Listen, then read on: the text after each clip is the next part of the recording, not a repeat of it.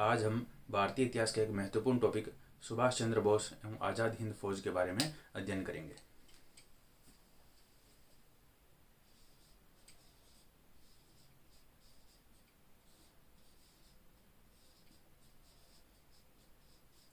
सुभाष चंद्र बोस का सबसे पहले जीवन परिचय देखेंगे।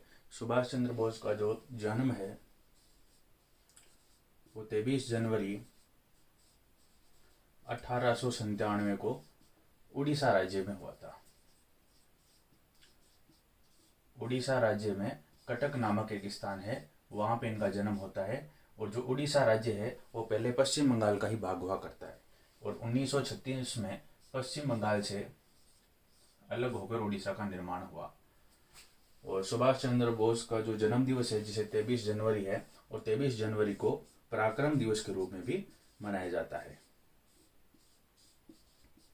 पराक्रम दिवस के रूप में मनाया जाता है। और जो कटक है, कटक के अंदर है भारत का राष्ट्रीय चावल अनुसंधान केंद्र है, वो कटक में स्थित है।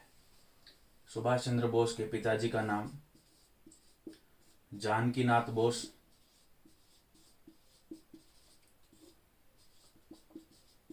जो इनके पिताजी थे जानकीनाथ बोस, ये कलकत्ता विधान परिषद के सदस्य थे, जो इस बात को दिखाता है कि सुभाष चंद्र बोस का जो परिवार था वो एक समृद्ध परिवार था। और सुभाष चंद्र बोस ने जो अपनी जो प्रारंभिक शिक्षा है वो कलकत्ता के अंदर ही प्राप्त की, और 1919 ईस्वी के अंदर इन्होंने अपनी जो स्नातक है डिग्री वो यहाँ से पूरी कर ली थी। स्नातक डिग्री 1919 के अंदर इन्होंने कलकत्ता विश्वविद्यालय से ही पूरी की थी। और 1919 में स्नातक डिग्री पूरी करने के बाद 1920 के अंदर वो भारतीय जो सिविल सेवा का जो एग्ज़ाम होता है, आईसीएस की जो एग्ज़ाम था, वो एग्ज़ाम के अंदर वो पास हुए और उन्होंने उस एग्ज़ाम के अंदर ऑल इंडिया रैंक 4th प्राप्त की थी। आईसीएस की परीक्षा में सफल होने के बाद 1 वर्ष तक सेवा देने के उपरांत वो जो पद है, इस पद से उन्होंने त्यागपत्र दे दिया, और त्यागपत्र दिया 1921 में। त्यागपत्र देने का प्रमुख कारण ये बनता है कि 1919 में अमृतसर के अंदर जलियांवाला बाग हत्याकांड होता है, जिसकी वजह से सुभाष चंद्र बोस काफ़ी दुखी थे। 1919 में जलियांवाला बाग हत्याकांड होने की वजह से सुभाष चंद्र बोस इस घटना से काफ़ी दुखी थे, जिस कारण वो आईसीएस की जो नौकरी है वो छोड़ के भारतीय राष्ट्रीय आंदोलन के अंदर वो सम्मिलित हुए।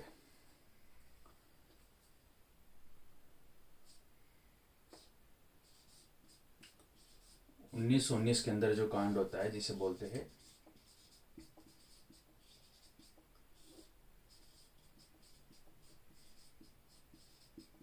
जलियांवाला बाग हत्याकांड, और सुभाष चंद्र बोस की 1919 में स्नातक डिग्री है वो पूरी होती है। 1920 में आईसीएस की परीक्षा उत्तीर्ण करने के बाद वो आईसीएस का जो जॉब है वो 1 साल करने के बाद इस जॉब को छोड़ते हैं, और 1921 के अंदर वो दिसंबर 1921 के अंदर वो भारतीय राष्ट्रीय आंदोलन के अंदर जुड़ जाते हैं। भारतीय राष्ट्रीय आंदोलन के अंदर वो जुड़ जाते हैं। भारतीय राष्ट्रीय आंदोलन में इन पर सबसे ज़्यादा प्रभाव महात्मा गांधी जी का पड़ा, और महात्मा गांधी जी से ये प्रभावित होकर इस राष्ट्रीय आंदोलन के अंदर ये जुड़े। तो सबसे पहले ये प्रभावित हुए थे भारतीय राजनीति के अंदर, जिनका नाम था गांधी जी। लेकिन सुभाष चंद्र बोस के जो राजनीतिक गुरु है उनका नाम है CR दास। इनके जो राजनीतिक गुरु हुआ करते हैं ना, राजनीतिक गुरु का नाम है CR दास। CR दास का अन्य नाम है चित्तरंजन दास, और CR दास का एक अन्य उपनाम है, इन्हें देश बंधु के नाम से भी जाना जाता है। अब असहयोग आंदोलन में शामिल होने के उपरांत 5 फरवरी 1922 की घटना है। 5 फरवरी 1922 को चोरा चोरी नामक स्थान पर पुलिस की चौकी पर कुछ जो आंदोलनकारी थे उन्होंने आक्रमण कर दिया, जिसकी वजह से जो असहयोग आंदोलन था, जो अहिंसावादी था, वो एकदम हिंसक हो गया। इसके उपरांत महात्मा गांधी जी ने असहयोग आंदोलन को स्थगित करने का फैसला किया।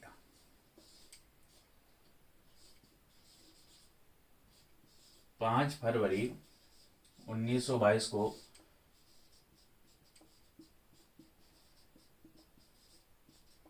चोरा चोरी की जो घटना, जिस असहयोग आंदोलन को स्थगित करने का फैसला हुआ, कांग्रेस जो संस्था थी उसमें विभाजन की स्थिति उत्पन्न हो गई।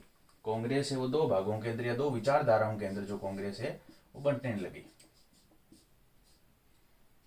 कांग्रेस है वो दो विचारधाराओं के अंदर बंटने लगी। एक प्रकार की जो विचारधारा थी जिन्हें हम बोलेंगे परिवर्तनवादी, और दूसरे थे जो यथास्थितिवादी बोल सकते हैं या अपरिवर्तनवादी।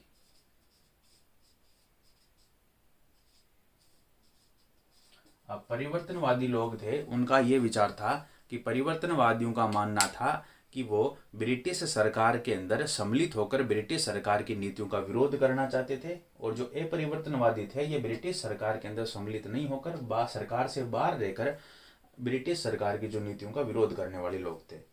जिसमें जो परिवर्तनवादियों के अंदर प्रमुख रूप से देखें तो इनका अंदर प्रमुख जो नेता, एक का नाम CR दास, मोतीलाल नेहरू, और इनके अंदर जुड़े हुए थे सुभाष चंद्र बोस भी इसमें सम्मिलित थे। और अपरिवर्तनवादियों के अंदर जैसे महात्मा गांधी जी, पट्टाभी सीतारमैया, राजेंद्र प्रसाद, इस प्रकार कई। इन्हीं विचारधाराओं में इन्हीं मतभेद की स्थिति उत्पन्न हो जाने के कारण कांग्रेस पार्टी से जो परिवर्तनवादी है वो अलग होकर उन्होंने जनवरी 1923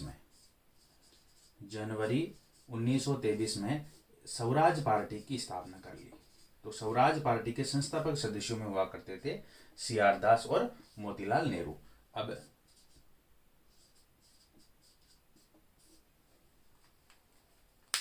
स्वराज पार्टी के जरिए इन लोगों ने चुनाव लड़े।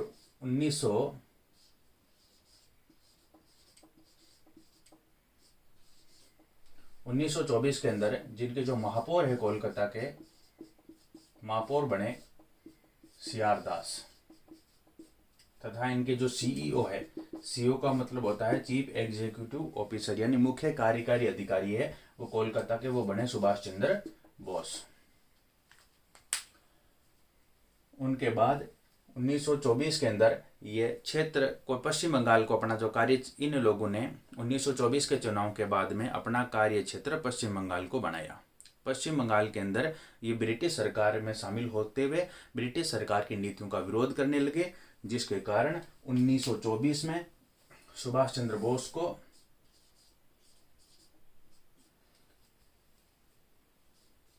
जेल हो गई। और जो जेल है ये वापस 3 वर्ष, इनको जो जेल है, उनको जो सजा हुई, सजा के लिए इन्हें मांडले जेल भेजा गया। मांडले जेल सजा के लिए 1924 में इनको सजा हुई, और सजा के जरिए 1927 के अंदर वापस ही हुए रिहा। और 1927 के अंदर भारत में साइमन कमीशन का जैसे आगमन होता है, तो साइमन कमीशन के विरोध के अंदर भारतीय लोगों ने उनका विरोध किया, जिसके उपरांत साइमन कमीशन की रिपोर्ट के खिलाफ मोतीलाल नेहरू ने नेहरू रिपोर्ट प्रस्तुत की। और नेहरू रिपोर्ट के कारण सुभाष चंद्र बोस और जवाहरलाल नेहरू आपस में एक दूसरे के नजदीक आ गए। नजदीक आने का मुख्य कारण था नेहरू रिपोर्ट का एक डोमिनियन स्टेटस का जो मुद्दा था। नेहरू रिपोर्ट के अंदर भारत में नेहरू रिपोर्ट के अंदर यह प्रावधान किया गया कि भारत को डोमिनियन स्टेटस का दर्जा प्राप्त हो, जिसमें डोमिनियन स्टेटस का मतलब होता है कि कोई भी जो राज्य है वो राज्य आंतरिक रूप से तो स्वतंत्र होगा, लेकिन उसकी जो बाहरी और विदेशी शक्तियां हैं वो ब्रिटिश सरकार के अधीन रहेगी। लेकिन सुभाष चंद्र बोस और जवाहरलाल नेहरू वो पूर्ण स्वतंत्रता की मांग के समर्थक थे, जिसकी वजह से उन्होंने नेहरू रिपोर्ट का विरोध किया। और पहली बार सुभाष चंद्र बोस और नेहरू दोनों एक साथ राजनीति में सम्मिलित हुए। 1928 से लेकर 1938, ये 10 वर्षों का जो समय है, इन 10 वर्षों के समय के दौरान सुभाष चंद्र बोस की कांग्रेस के अंदर सक्रिय भागीदारी होने की वजह से उनका कद भारतीय राजनीति के अंदर या कांग्रेस के अंदर उनका कद है बहुत बड़ा हो गया। और उनका जो प्रभाव क्षेत्र इतना ज़्यादा था कि 1938 के अंदर सुभाष चंद्र बोस को कांग्रेस का अध्यक्ष नियुक्त किया गया, या वो अध्यक्ष के पद के लिए वो निर्वाचित हुए। तो 1938 में जो कांग्रेस का जो अधिवेशन कहाँ होता है, वो होता है हरिपुरा में। 1938 में कांग्रेस का अधिवेशन होता है हरिपुरा में, और हरिपुरा में जो अधिवेशन होता है ना, इसके जो अध्यक्ष थे सुभाष चंद्र बोस। हरिपुरा अधिवेशन के अंदर योजना समिति का निर्माण होता है। योजना आयोग या योजना समिति बोल सकते हो, योजना समिति का निर्माण होता है। योजना समिति के जो अध्यक्ष है, योजना समिति के अध्यक्ष होते हैं जवाहरलाल नेहरू। कई बार ये पूछा गया है कि 1938 में हरिपुरा अधिवेशन के बाद बनी योजना समिति के अध्यक्ष है, उस समिति के अध्यक्ष थे जवाहरलाल नेहरू, और उनकी जो प्रसिद्धि है वो दिन बे दिन बढ़ती गई। और इन्हीं प्रसिद्धि के कारण 1939 में कांग्रेस का एक सम्मेलन होता है त्रिपुरी में। त्रिपुरी जो भारत के मध्य प्रदेश राज्य में पड़ती है, जिसे बोलते हैं त्रिपुरी संकट।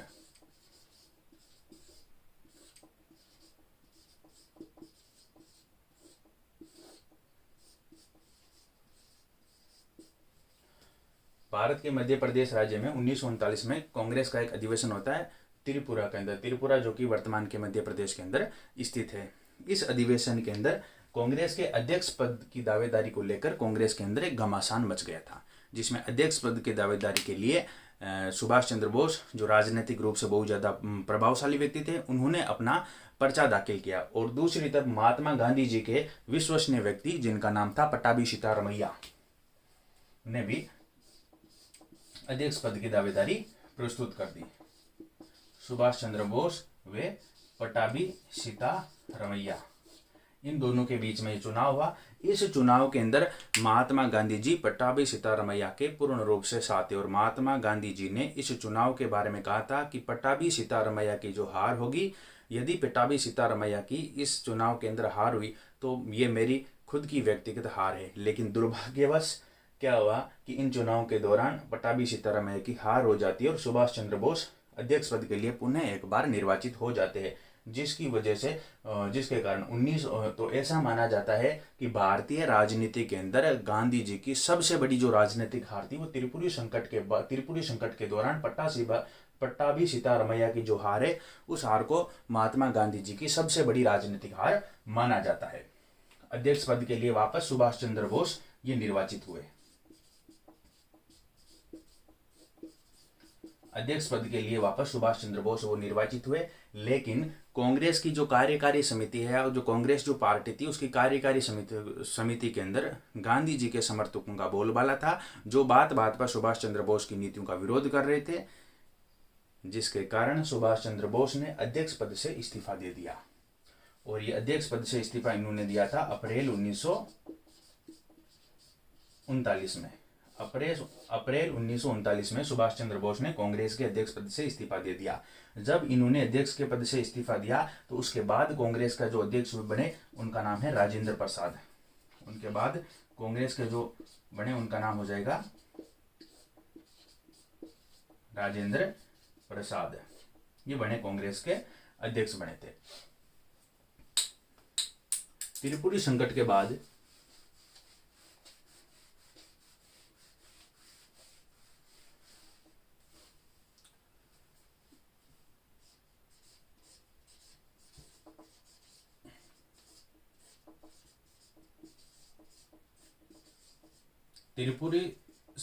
बाद उन्होंने अध्यक्ष पद से इस्तीफा दे दिया। अध्यक्ष पद से इस्तीफा देने के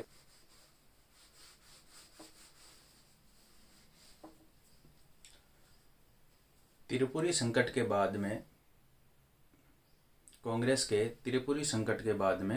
के अध्यक्ष पद से इस्तीफा देने के बाद में सुभाष चंद्र बोस ने फॉरवर्ड ब्लॉक नामक संगठन की स्थापना की।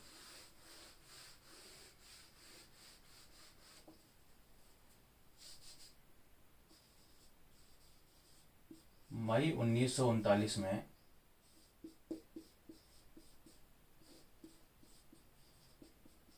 फॉरवर्ड ब्लॉक पार्टी की स्थापना की। मई 1939 में सुभाष चंद्र बोस के द्वारा जब इन्होंने कांग्रेस से इस्तीफा दिया, उसके बाद इन्होंने पश्चिम बंगाल के अंदर एक क्षेत्रीय दल जिसे फॉरवर्ड ब्लॉक पार्टी कहा जाता है, उनकी स्थापना मई 1939 में कर दी और इसी पार्टी के दमखम पर उन्होंने पश्चिम बंगाल को अपना कार्यक्षेत्र बनाया और वहां पे ब्रिटिश सरकार की नीतियों का खुलकर उन्होंने विरोध किया। और मई 1939 के अंदर एक वैश्विक स्तर पर एक परिघटना होती है जिन्हें विश्व युद्ध कहा जाता है। विश्व युद्ध की शुरुआत 1 सितंबर 1939 को मानी जाती है।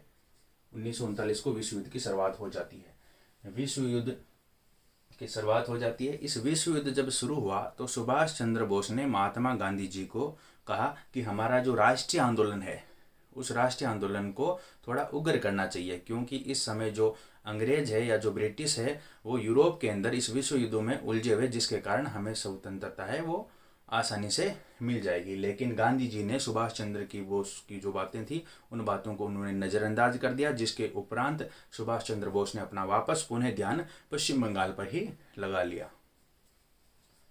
और सितंबर 1939 के अंदर विश्व युद्ध के बाद की एक परिघटना होती है। और ऐसे ऐसे करते उन्हें दिसंबर 1940 में एक पश्चिम बंगाल के अंदर बना हुआ था होलवेल मेमोरियल। होलवेल मेमोरियल को वहां से हटाने के लिए सुभाष चंद्र बोस ने वहां की सरकार का विरोध किया, जिसके कारण सुभाष चंद्र बोस को सजा हुई।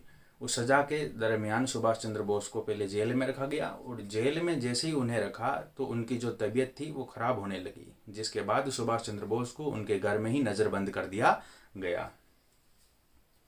अब ये जो होलवेल है, ये होलवेल कौन है? होलवेल है कि 1757 के अंदर एक युद्ध होता है जिन्हें प्लासी का युद्ध कहा जाता है। 1757 में कौन सा युद्ध होता है? पश्चिम बंगाल के क्षेत्र के अंदर, जब वहां का शासक था सिराजुद्दौला, तो वहां पे प्लासी का युद्ध होता है। तो प्लासी के युद्ध के एक वर्ष पहले 1756 के अंदर 1756 ईस्वी के अंदर पश्चिम बंगाल में वहां का शासक थे सिराजुद्दौला। उन्होंने ब्रिटेन के या ब्रिटिश के 146 लोगों को पकड़ के एक छोटे से कमरे के अंदर कैद कर दिया। 146 लोगों को एक छोटे से कमरे के अंदर बंद कर दिया। इन 146 में से केवल 23 व्यक्ति ही जीवित बचे थे। इन 23 व्यक्ति में एक व्यक्ति था जिसका नाम था होलवेल, और ये जो होलवेल था ये आगे चलकर बंगाल का गवर्नर बनता है, और जिसकी स्मृति के अंदर एक होलवेल मेमोरियल पश्चिम बंगाल में लगाया गया था और जिसका विरोध सुभाष चंद्र बोस कर रहे थे, जिनके परिणाम स्वरूप सुभाष चंद्र बोस को जेल की सजा हुई और उन्हें उनके घर में ही नजरबंद कर दिया गया।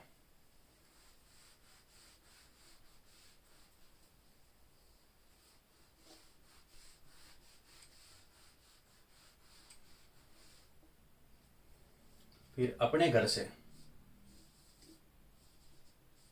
ये घर से 17 जनवरी 1941 को सुभाष चंद्र बोस एक अफगानी जो पठान है उनका जो वेश बदलकर अपने घर से ये फरार हो गए। उन अफगानी जो पठान था उस पठान का नाम था जियाउद्दीन।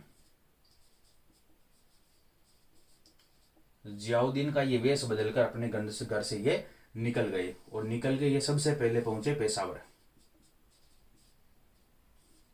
फिर पेशावर से ये आते हैं काबुल। पेशावर से काबुल है अफगानिस्तान की राजधानी। पेशावर से काबुल जाने में इनका जो सहयोग करता है उनका नाम है भगत राम तलवार।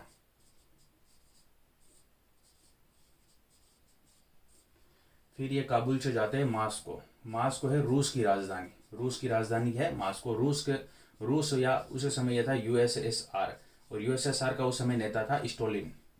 जब ये रूस गए थे, सुभाष चंद्र बोस जब रूस गए थे तब रूस का या यूएसएसआर का जो प्रमुख नेता था उसका नाम था स्टालिन। जब काबुल से ये रूस गए थे तो वहाँ पे उन्होंने एक पासपोर्ट काम लिया था एक इटालियन व्यक्ति का जिसका नाम है ओरलैंडो मेजिंडा।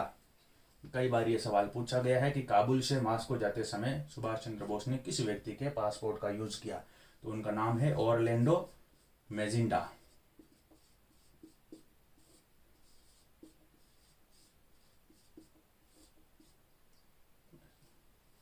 फिर मास्को से ये गए जर्मनी, और जर्मनी के अंदर उस समय शासक था हिटलर।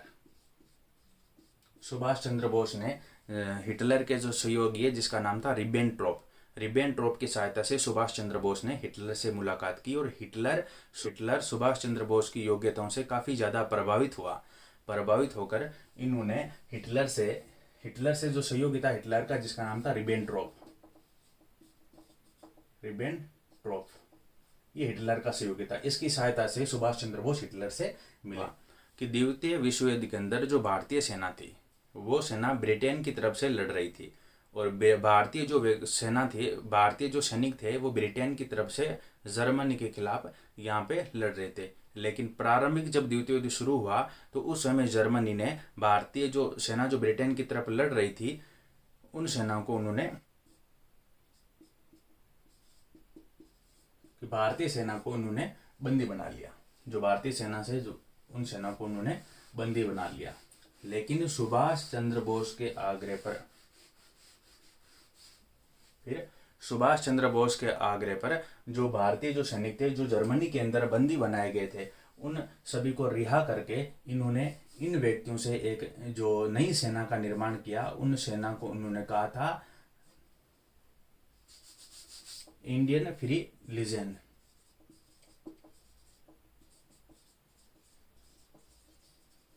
इंडियन फ्री लीजन इसका नाम है, लीजन या ऐसे बोलते हैं शॉर्टकट के अंदर। जो दूसरा इनका नाम है हिंदी के अंदर मुक्ति सेना।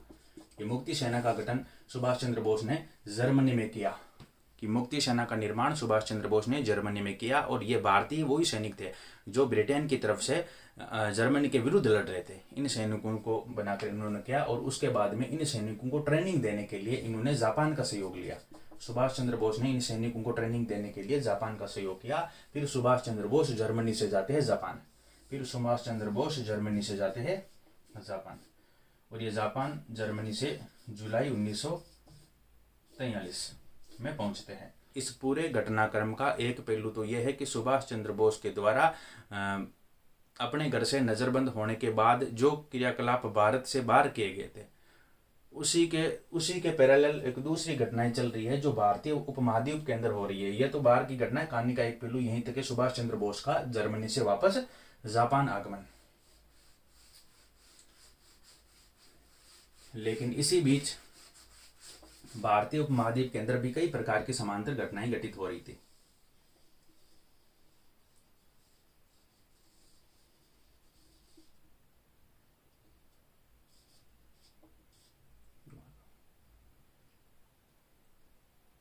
ये जापान के छोटे छोटे द्वीप, इन छोटे छोटे द्वीपों का नाम है फिलीपींस द्वीप समूह। यहाँ पे है ये इंडोनेशिया, यहाँ पे अंडमान एवं निकोबार द्वीप समूह, यहाँ पर जो है यहाँ पे सिंगापुर। अब क्या होता है कि प्रथम विश्व युद्ध के दौरान जो जापान था वो जर्मनी के पक्ष में था, और जापानी ब्रिटेन के विरोध में लड़ रहा था। इसके लिए जो ब्रिटिश भारत है ये था ब्रिटिश भारत। कि ब्रिटिश भारत से 70,000 की सेनाएं, 70,000 सैनिकों को लड़ने के लिए इन्होंने जापान भेजा। लेकिन ये सैनिक भारतीय थे, ये वहां पे जाकर इन्होंने जापान के जो सैनिकों के साथ आत्मसमर्पण कर दिया। और ये लोग आत्मसमर्पण कर दिया, और आत्मसमर्पण करने के बाद में यहाँ पे कैप्टन जिसका नाम है मोहन सिंह, कैप्टन मोहन सिंह के नेतृत्व के अंदर इन सैनिकों से एक नई सेना का निर्माण किया। इस सेना का नाम है आजाद हिंद फौज। आजाद हिंद फौज यहाँ का गठन होता है, और आजाद हिंद फौज के जो संस्थापक है वो माने जाएंगे कैप्टन मोहन सिंह। और इस पूरी परिघटना के अंदर जापान के जो व्यक्ति और दूसरे 1915 के अंदर यहाँ से जो एक व्यक्ति है जो वाकई वो जापान आए थे, उनका नाम है रास बिहारी बोस। रास बिहारी बोस ने भी आजाद हिंद फौज के निर्माण के अंदर अपनी महत्वपूर्ण भूमिका निभाई थी। अब ये घटनाक्रम यहाँ पे चल रहा था। 70,000 जो भारतीय सैनिक यहाँ गए थे कैप्टन मोहन सिंह के नेतृत्व के अंदर, जापान का सहयोग लेकर रास बिहारी बोस के नेतृत्व के अंदर आजाद हिंद फौज का निर्माण हो गया। और उसके बाद 1943 में, जुलाई 1943 के अंदर जर्मनी से जापान आ जाते हैं सुभाष चंद्र बोस। सुभाष चंद्र बोस वापस यहाँ आते और उन्होंने जो कैप्टन मोहन सिंह के नेतृत्व वाली जो आजाद हिंद फौज थी उनका नेतृत्व उन्होंने खुद संभाला। और उनके बाद में इस सेना का उन्होंने पुनर्गठन किया। और पुनर्गठन करने के बाद में जो आजाद हिंद फौज का एक तो पुनर्गठन कर दिया, और दूसरे बाद सिंगापुर में उन्होंने आजाद हिंद सरकार का निर्माण कर दिया। सबसे पहले उन्होंने दो काम किए। सुभाष चंद्र बोस ने जर्मनी से जापान आने के बाद दो कार्य किए। पहला कार्य था सेना का पुनर्गठन, सेना का पुनर्गठन। और तीसरा है आजाद हिंद सरकार।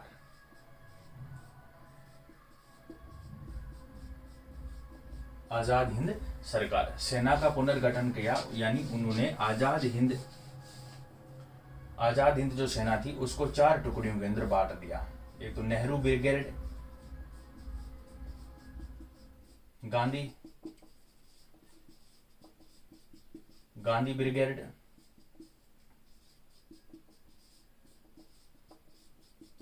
झांसी ब्रिगेड और आजाद ब्रिगेड।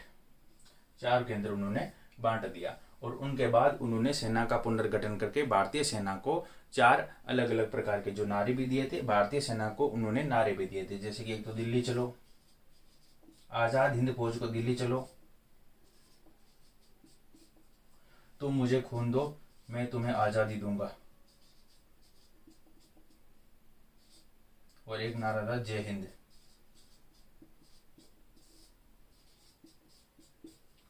सुभाष चंद्र बोस ने सेना का पुनर्गठन करने के बाद में दिल्ली चलो, तुम मुझे खून दो मैं तुम्हें आज़ादी दूंगा और जय हिंद जैसे नारे दिए। और उनके बाद दूसरा उन्होंने कार्य किया सिंगापुर के अंदर। सिंगापुर में उन्होंने 21 अक्टूबर 1943 को इन्होंने आज़ाद हिंद सरकार की स्थापना की।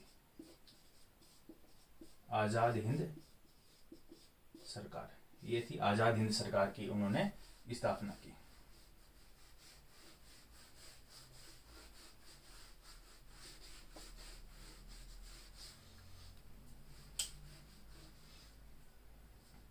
इस आज़ाद हिंद सरकार को उस समय के 9 देशों को मान्यता प्राप्त थी।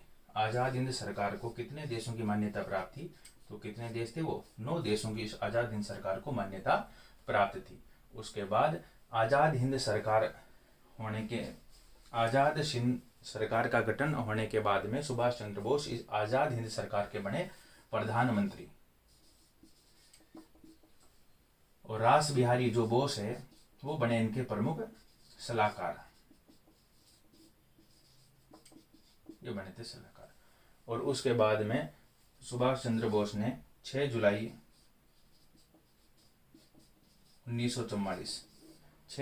1944 को सुभाष चंद्र बोस ने ऑल इंडिया रेडियो के माध्यम से महात्मा गांधी से बातचीत की और उन्होंने कहा कि आज़ादी के इस संघर्ष में राष्ट्रपिता आपका सहयोग अपेक्षित है। और पहली बार सुभाष चंद्र बोस ने महात्मा गांधी जी को राष्ट्रपिता कहकर संबोधित किया। तो ये भी सवाल पूछा जाता है कि महात्मा गांधी जी को राष्ट्रपिता की उपाधि किसने दी? तो सुभाष चंद्र बोस ने दी। कब दी? 6 जुलाई 1944 को। 6 जुलाई 1944 को इन्होंने रेडियो के माध्यम से महात्मा गांधी जी को संबोधित किया था। 6 जुलाई 1944 है ये। और उसके बाद इनकी जो सेना है, सुभाष चंद्र बोस की आज़ाद हिंद सरकार की जो सेना है, आज़ाद हिंद फौज के साथ मिलकर इन्होंने जो ब्रिटिश जो उपनिवेश थे, उन ब्रिटिश उपनिवेशों पर उन्होंने धीरे धीरे क्या कर दिया?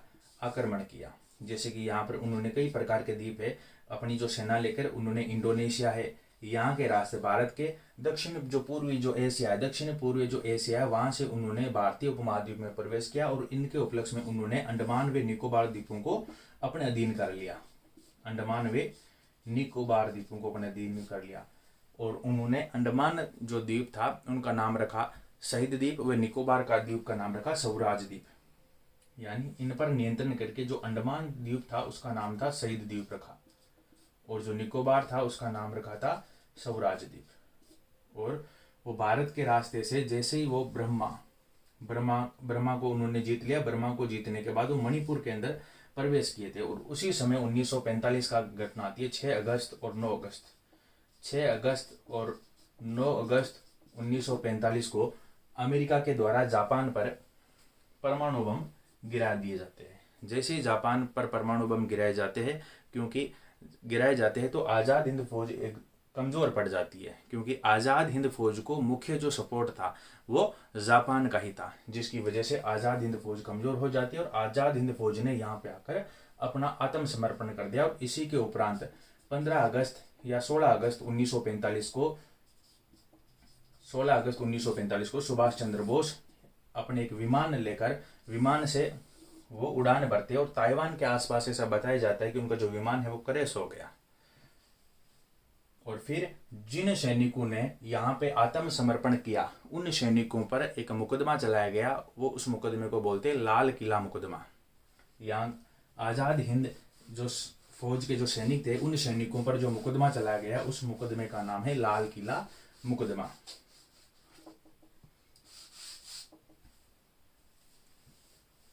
और उसके बाद यह है 21 अक्टूबर 1943।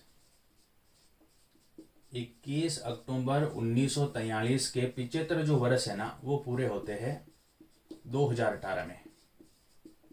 21 अक्टूबर 2018 को आज़ाद हिंद सरकार के 75 वर्ष पूरे होते हैं। आज़ाद हिंद सरकार के 75 वर्ष पूरे होने के उपलक्ष्य के अंदर भारतीय प्रधानमंत्री नरेंद्र मोदी के द्वारा जो अंडमान एवं निकोबार जो द्वीप समूह द्वीप के जो अंडमान एवं निकोबार के जो छोटे छोटे द्वीप हैं उन द्वीपों का उन्होंने नामकरण इनके नाम पर सुभाष चंद्र बोस से जुड़े हुए प्रतीक है उनके नामों के आधार पर इनका नामकरण किया गया।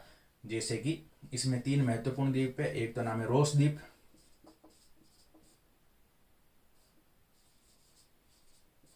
एक का नाम है नील द्वीप और तीसरे नाम है हेवलॉक द्वीप। जिसमें रोस द्वीप को नाम है बोस द्वीप। रोस द्वीप है उसका नामकरण कर दिया बोस द्वीप पर। हेवलॉक को स्वराज द्वीप और जो नील द्वीप का नाम है शहीद द्वीप।